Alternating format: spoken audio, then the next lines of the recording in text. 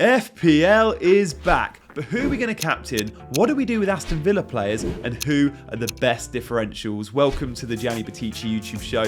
Hope you guys are well. This is your Gameweek 13 preview, and we're going to kick off with captaincy. Yeah, well, there's massive discussion to be had this week because on one side, we've got the players we always like to captain.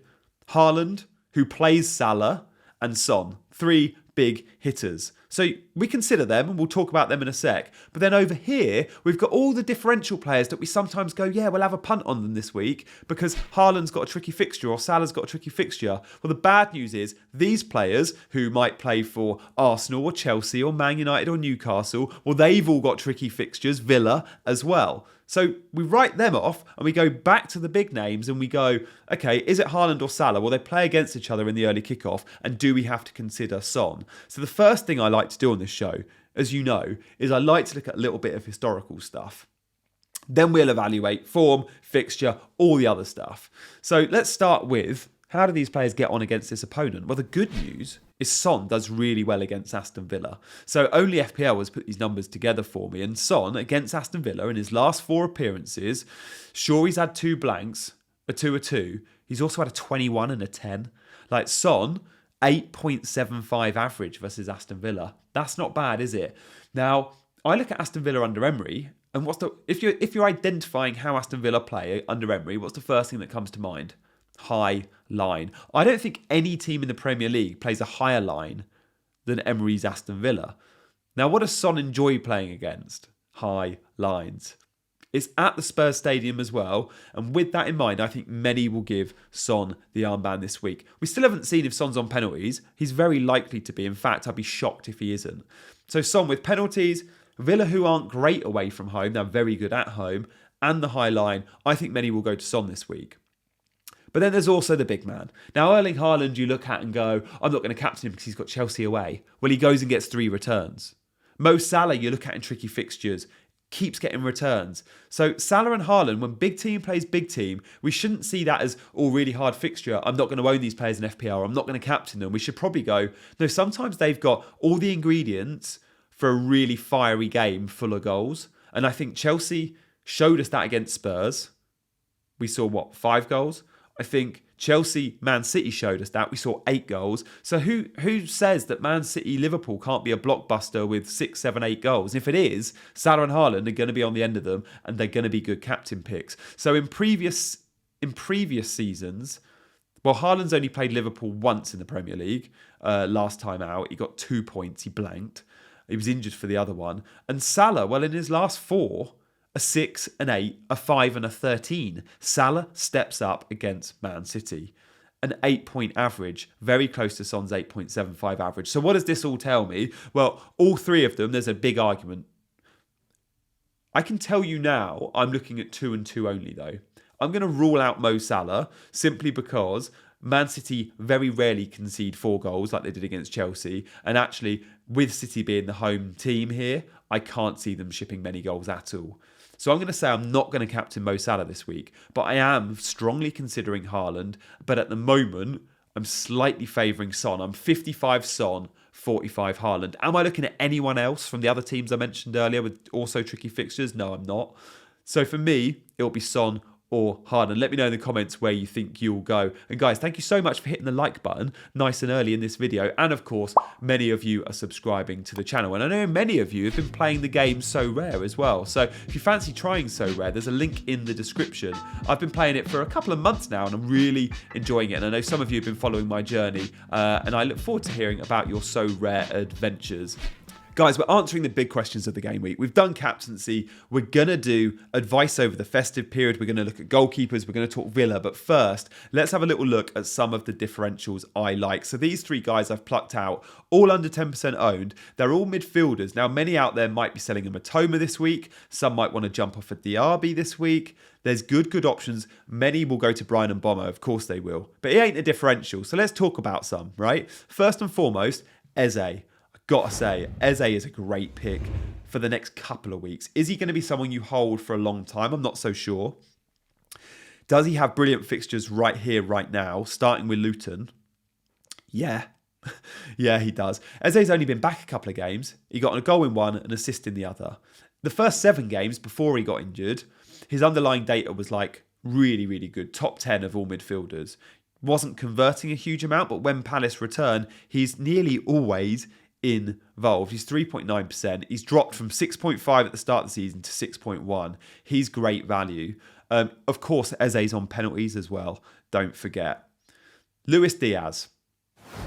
We don't talk about Luis Diaz at Liverpool because, okay, forget the news, right? We don't talk with his dad and the kidnapping. Fortunately, his dad's fine and his actually whole family being flown over to Liverpool for the festive season, which is a great touch by the club. That might be enough to boost him, you know. His dad was watching him for Colombia the other day. He scored a worldie. We don't talk about Luis Diaz when we talk about Liverpool FPL assets. Not because he's not a good pick in his own right, but because Salah's always a great pick. Because Trent and Robbo historically have got loads of our love. Tsimikas now is. Darwin's on loads of our agendas. But there's under-the-radar picks, like Jota, like Luis Diaz, that when they're starting and in the 11, you go, yeah, they're a great pick. Now, Jota's got the last few games because Diaz has been out for obvious reasons. But I think Diaz will be back now. And before we heard about his dad, Diaz was flying. Like, in terms of starts, he was Klopp's boy. The front three is clear cut for me in terms of pecking order, or it certainly was. Diaz, Darwin, Salah. And I think Diaz will claim that spot back. And if and when he does, the fixtures are really nice for Liverpool. So I'm keen. I don't know if I'll be going there. 7.4 million, 6.9% owned. He's a great asset. Another great asset is Raheem Sterling. Both are good FPL picks for the festive season. Now, Sterling's got a point to prove. Sterling has got a massive point to prove. And I actually think there's a very good chance I buy him. Cole Palmer and Reece James are perhaps a little bit higher in the pecking order for me in terms of Chelsea assets, but I could see myself, game week 16, 17, when the fixtures are so good, I could see myself going all 3 of them. They're all really well priced in their own right. Sterling's playing the best football I can remember. Man of the match against Man City for me. Sterling, he needs to get back in that England squad. Southgate's left him out again. I'm shocked at that. I think Sterling's a really, really good pick. And we'll see the fixture ticker in just a sec because I want to show you the fixture ticker for Aston Villa, but also for Chelsea. So let's have a look at the ticker. Now, I have taken a few teams out this ticker. Apologies to Burnley fans. Apologies to Fulham and Luton and Sheffield United. It just looks a bit easier on the eye. If you take out the teams you know you're not going to be looking at whatsoever. So those 4, unfortunately, did get the chop. But look, this ticker also shows us, and it helps us when we're answering question number 3, which is what to do with Villa assets. Clear as day. We can start to offload. Do we offload them game week 15? Maybe. Or do we offload them now? Now, if you need the funds, like selling Matty Cash this week is something I might do because I need the money. But obviously for Spurs and Bournemouth, although both away games, I think we can probably hold them. But then isn't it a rotten festive period from game week 15? Man City, then Arsenal, then Brentford, Sheffield United, Man United, Burnley. It's a bad run, especially from 15 for a couple of weeks. So many of us have triple Villa. Certainly those that wildcarded in game week 10, when I did, will have double as a minimum. I've got 3. I want to keep 1, Diaby or Watkins, I think. But I'm definitely up for getting rid of 2 of the 3. So I think we can start to offload. And look, many will look at game week 15 and go, Watkins has got a really bad run. Someone like Darwin at a similar price point has a really good run. Do we make the switch from Watkins to Darwin? That's definitely something I'm considering. And even Diaby, you look at other midfielders that we've spoken about. I've just given you 3 great differentials. I probably prefer them to Diaby for that run. In fact, I definitely do. And then Matty Cash, meh.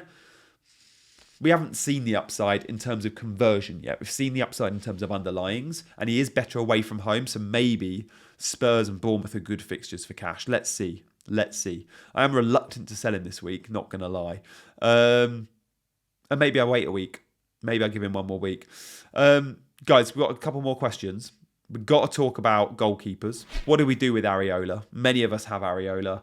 I think we hold him for a couple of weeks, but then do we jump ship? Because it's not been a standout pick this season. But I can't look past the fact Raya and Sanchez are both under 5 million, both Spanish, and both playing for teams that are like top tier defences. I don't rate Raya, I don't rate Sanchez, but FPL is not about going, I like that player in terms of on the pitch, therefore I'm going to put him in my FPL team. It should be, I like that player because he's a good FPL asset. Or I don't like that player because he's great on the pitch but a rubbish FPL asset. And with my FPL hat only on, as long as Raya and Sanchez are starting games, which they're going to be, they're both really good picks and better value, I think, than Areola. But maybe Areola surprises us and we give him a couple more weeks to start keeping some clean sheets. This isn't just about Areola, this is about most of the keepers in the game. Question number 5 is all about the advice I can give you over the festive season. Now, there's a big bit of FPL advice, but before I give you that, I just want to give a little bit of advice around supporting me on YouTube. If you fancy becoming a member, you can do, and there's a link in the description. You'll get priority in all of the comments, and I'll reply to you in detail about your questions. But more just likes and subscribes. I'm going to be dropping content throughout the festive season. So there's different game week deadlines, not always Friday, Saturday. We've got midweek games as well. So if you hit that notification bell, you'll know every time a video has dropped. You can be fingers on the pulse with that one. But look, the FPL advice is a big piece of advice here. Now, you can't do it with absolutely every player you buy because sometimes you might want to have a little bit of fun. But more often than not, more than ever before, we've got to be picking 90-minute men. Players that play 90 and players that start week in, week out. Big fixture congestion. I'm put off already by a couple of players because I'm like, 3 games in 6 days, 3 games in 6 days again. Someone like Darwin, I'm like, is there big enough reward there for the risk of him probably starting 2 and 3 or 3 and 4? Maybe there is, and every now and then you can see a player that will buck the trend and you go, no, I'm just going to have fun with that. I don't care that he's going to miss a game. The upside is big enough to go for a Darwin.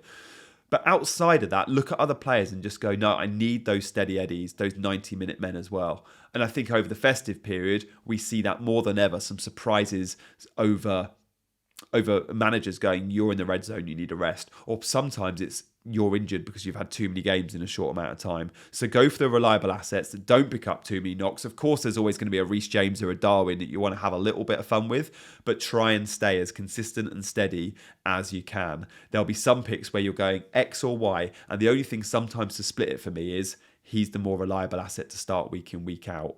All the numbers, all the eye testing is the same, but you go, no, he's a 90-minute man, he's not. Or he'll start 10 in 10, he'll start 8 in 10. You know, you've all been there, FPL managers. So that's my big bit of advice for the festive period. But thank you so much for watching. My team selection video drops very soon on this channel. Keep your eyes peeled for that one, and I'll see you very soon.